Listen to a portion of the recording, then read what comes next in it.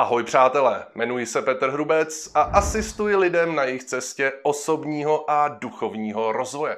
Tohleto bude videjko o mysli, o myšlenkách, o myšlení. A věřím, že stejně jako mě, tak to, co vám v něm předám, tak vám pomůže zase o kousek víc se osvobodit a být autentičtí, naplnění, radostní, šťastní, prostě lidské bytosti. Tak pojďme na to.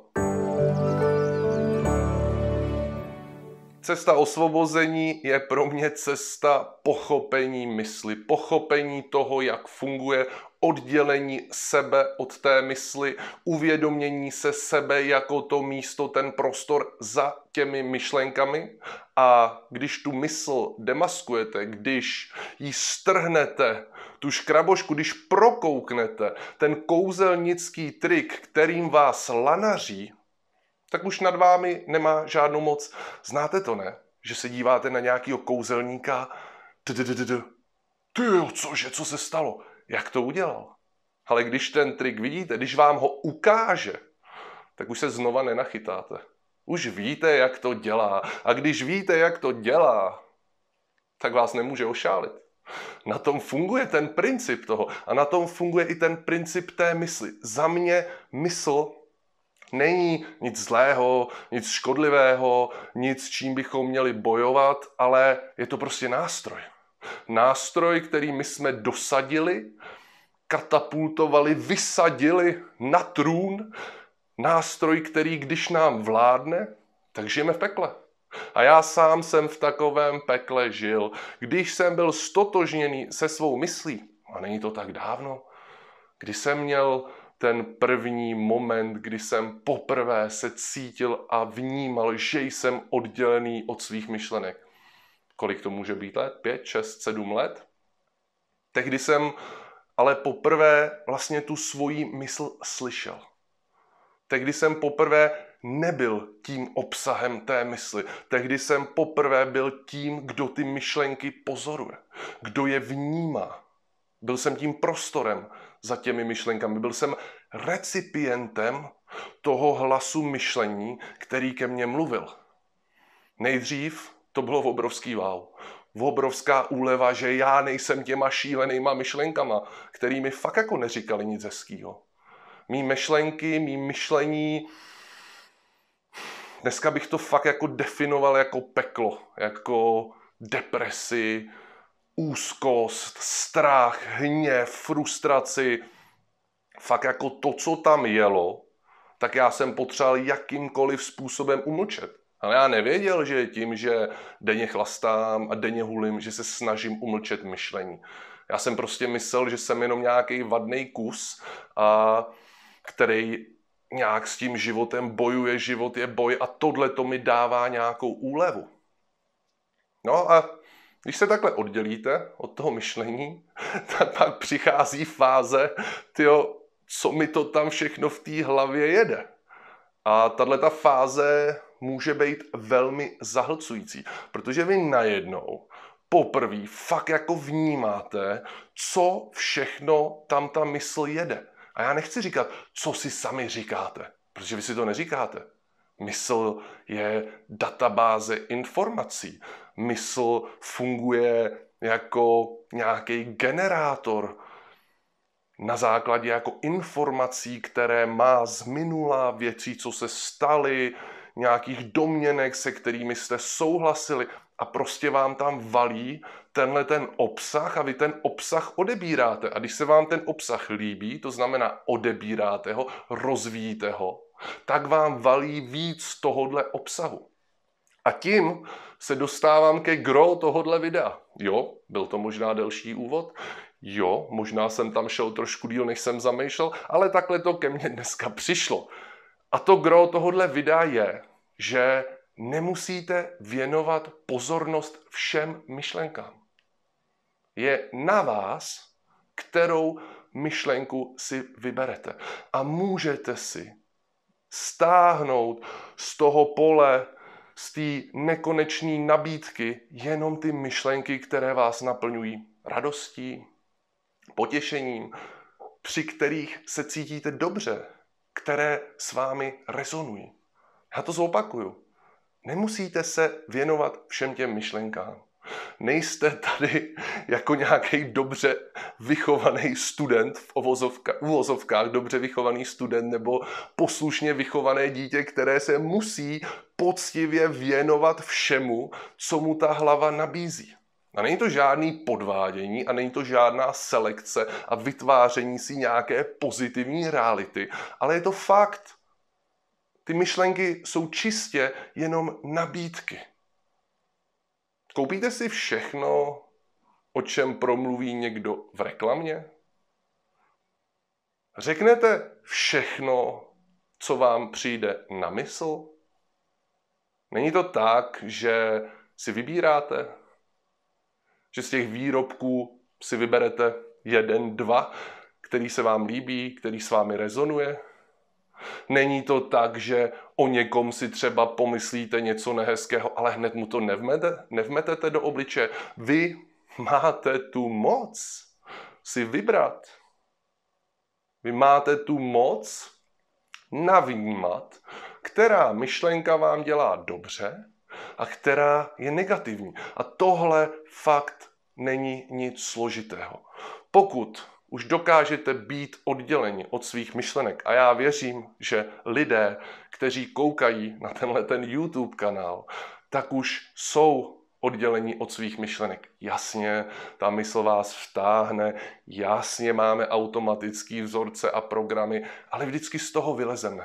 Na chvilku nás to nasaje, na chvilku najednou si uvědomíme, že jsme rozvinuli nějaký ten myšlenkový vlak, že jsme dali souhlas té myšlence, která něco říká. Řekli jsme, ano, jsem opravdu takto špatný, zlý člověk. A ta myšlenka nám, teda ta mysl nám pak dala zase další myšlenku, která na to navazuje.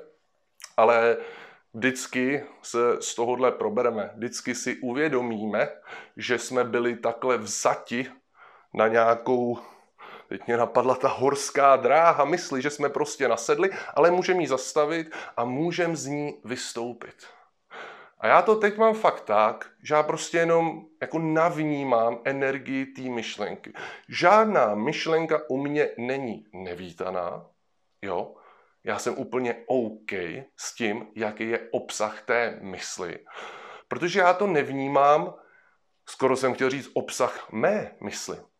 Ale jak už jsem to říkal, jak už se to tvořilo ve mně, tak já už to nevnímám jako obsah mé mysli.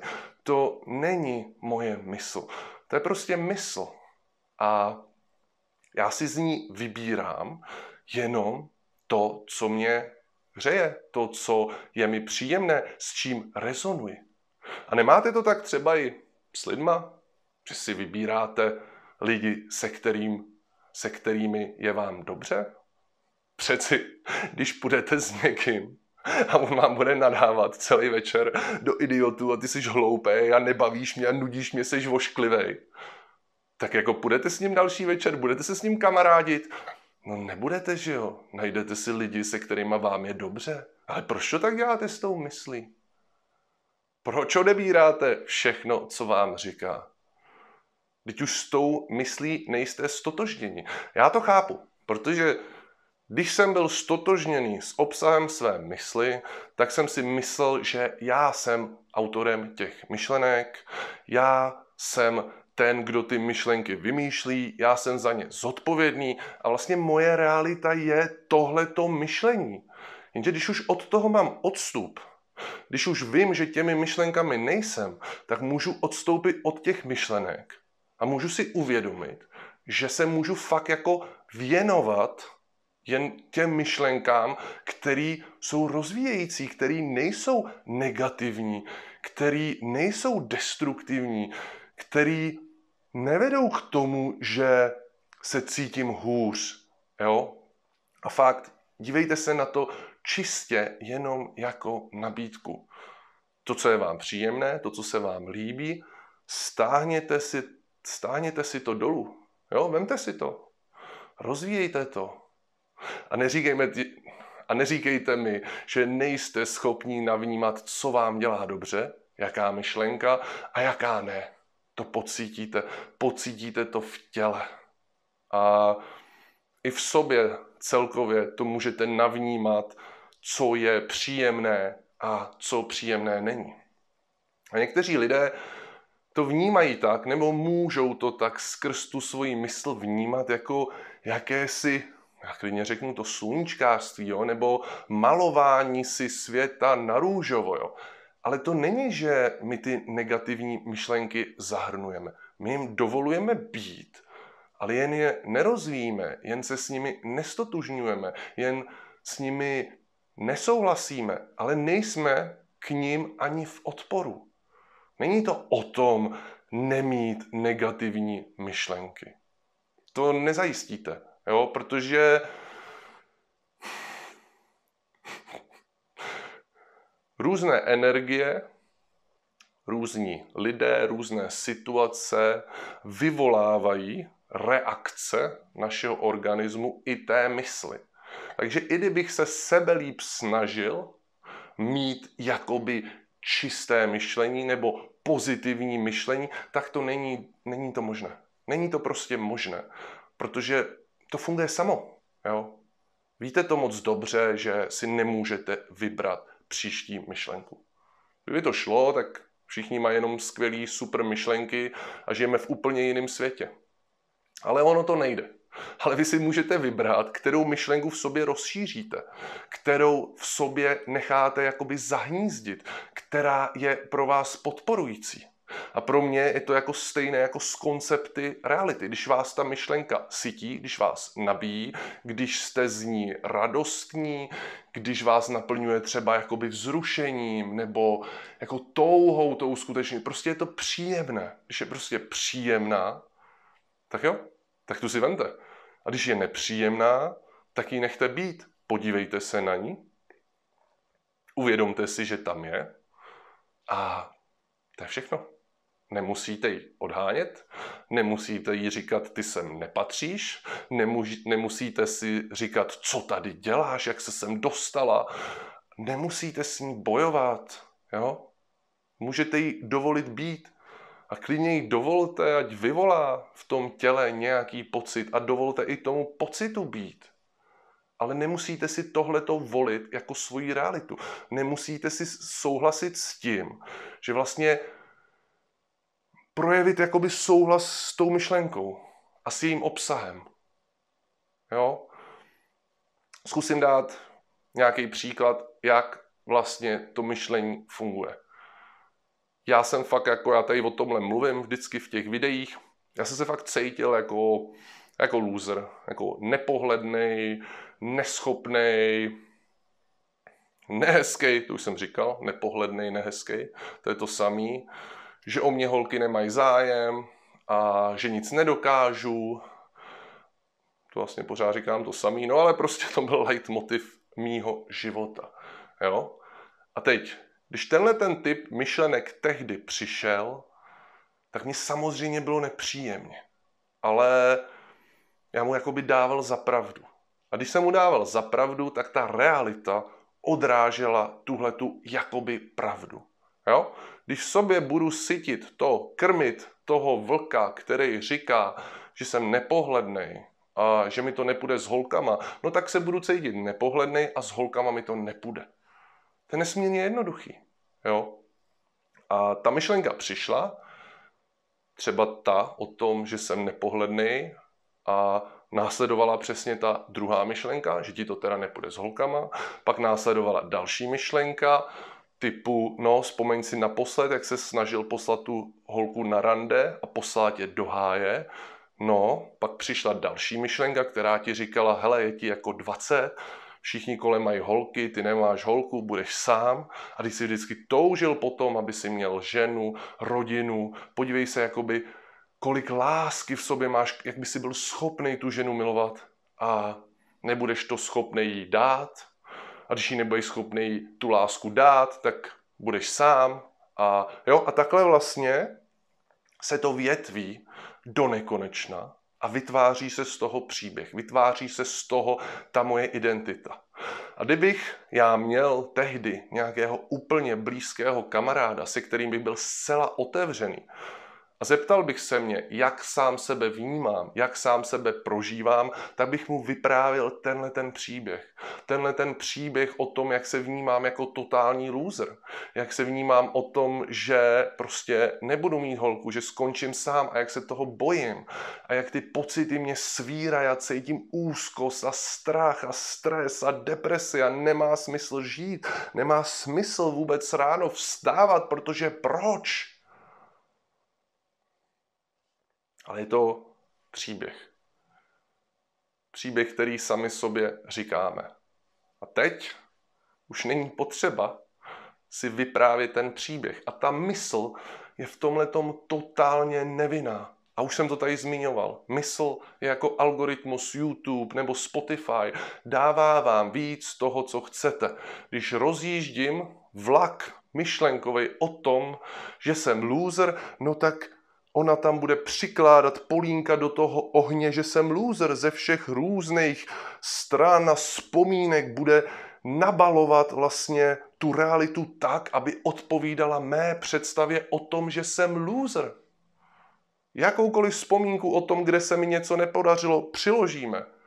Jakoukoliv vzpomínku o tom, kde jsem selhal, přiložíme. Jakýkoliv strach v budoucnosti, kde můžu selhat v nějaké věci, přiložíme. A už plápolá ten oheň. A takhle to můžete prohlídnout. A vlastně já to vnímám tak, že když s tím prostě dáváte souhlas, tak ta mysl vám toho dává víc. Když máte takovouhle mysl, není to vaše mysl. Je to prostě jako mysl, která se jakoby utrhla ze řetězu a není rozpoznaná. Jo? A fakt říkám, mysl je nástroj, my ji musíme rozpoznat jako nástroj, ale nástroj potřebuje někoho, kdo ho ovládá, kdo ho řídí, kdo s ním pracuje, kdo ho využívá pro sebe, pro své potřeby. A my přesně tou pozorností, tou bdělou pozorností můžeme tu mysl jakoby vychovat. My z ní můžeme udělat, jak říkal Jirka Procházka v jednom rozhovoru, normální fungující lidskou mysl. A to znamená pro mě, že ta mysl vykonává naše příkazy. To znamená, když chci teďka vymyslet, jako co nakoupím, nebo chci použít k tomu, abych spočítal matematický příklad, nebo abych se s někým na něčem domluvil, tak já ji jako volím si ji využívat, tu mysl. Není to tak, že já jsem zneužívaný tou myslí. A pak ta mysl přestane být problém. Nechci se do toho pouštět hlouběji, protože v předchozích videích jsem o nějakých aspektech mysli mluvil. A samozřejmě, kdybychom se bavili čistě jenom o mysli a zase to rozebírali dál, tak to bude nesmírně dlouhý video. Já jsem chtěl dneska jenom fakt jako vypíchnout tu jednu základní věc, protože všímám si, že ke mně do praxe chodí teďka hodně konzultovat lidi, kteří jakoby v sobě mají jakousi tendenci nebo návyk věnovat se všem těm myšlenkám.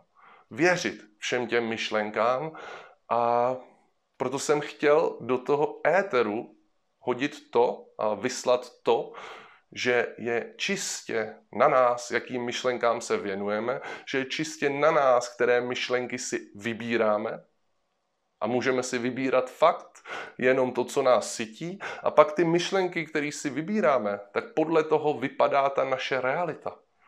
Ta realita pak jenom odpovídá jakoby našim přesvědčením. Odpovídá tomu příběhu, který si sobě vyprávíme a proto je nejlepší si přestat vyprávět úplně všechny příběhy.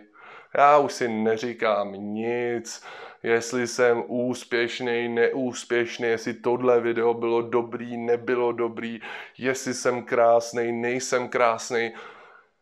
Já už jsem to úplně jsem se osvobodil od těch příběhů. Samozřejmě ta mysl má dál tendenci vytvářet nějaký příběh, ale já už jenom pozoruji, jak ten příběh vytváří. A já se nestotožním ani s tím nejkrásnějším příběhem o sobě. Ani s tím nejošklivějším. Já už nepotřebuji žádný příběh. Protože když se vnímáte a jste v tom bytí té přítomnosti a cítíte se, tak jako ten příběh je jako odvar toho, to je jako vylouhovaný čaj. I kdybych já si vyprávěl příběh o tom, jak jsem úplně nejlepší a dosáhl jsem nejvíc, nejúzčích věcí, tak ten prožitek prožívání sebe i v tom úplně běžném momentu, tak ten tohle to jakoby zahrnuje, ale zahrnuje to z toho bytí, z toho, že to jako cítím.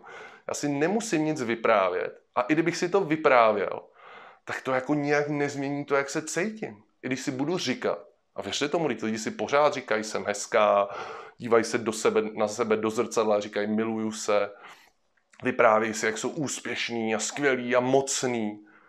A proč si to vyprávějí? Protože se snaží tomu sami uvěřit. Není jiný důvod. Proč bych si o sobě něco vyprávěl? Jako? Proč bych potřeboval nějakou identitu? Proč bych potřeboval být takovej nebo makovej? Pro každýho jsem stejně jiný a pro sebe jsem ten, který sám sebe vnímá. Pro sebe se můžu jenom cítit. Nemá smysl se jakkoliv hodnotit, já se můžu jenom vnímat. Tak jo, tím se to pro mě dneska uzavřelo.